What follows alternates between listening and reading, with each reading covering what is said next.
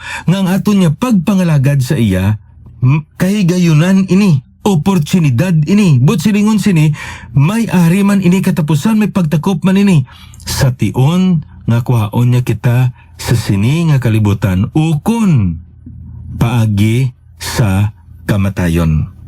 Amo ning makitain naton sa pulong sang aton nga Ginoo. That's why nagambal driya si Pablo sa imo kag sa akon.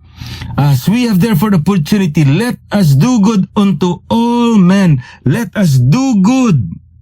Ining pulong diri nga let us do. Work effectively and diligently. Katahom sina no?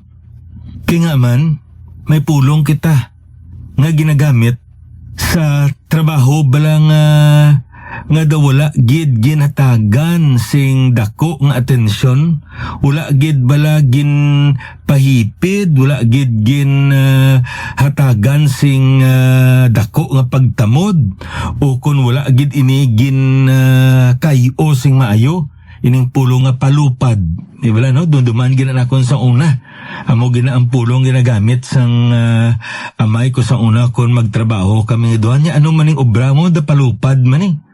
Ano ba't sila yung ginakamol-kamol mo lang bala? Ginapalagpatan mo lang basta matapos lang. Kung ikaw maglantaw, damamot ka man, nga amo ning agi mo. Ti ang hambal diri sang Biblia sa aton, hindi amo sina ang aton niya pagpangalagad, hindi gali palupad.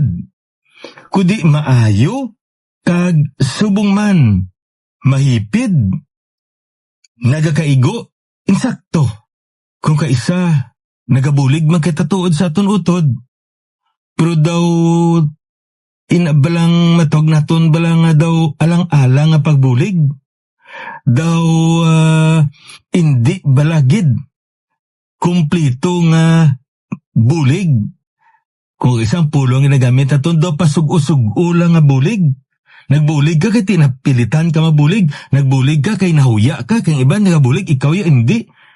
Nagbulig ka kay kalaway man, kay ikaw gid lang ang makasarang magbulig, ang iba niya hindi. So nagbulig ka na lang. Hindi amo sina. Ang ginambal diri sa Biblia sa aton, it speaks of the quality of help, of work that we are rendering. It should be good. Nang pulong diri nga good, it does not mean good in a sense that it is physically and temporarily good.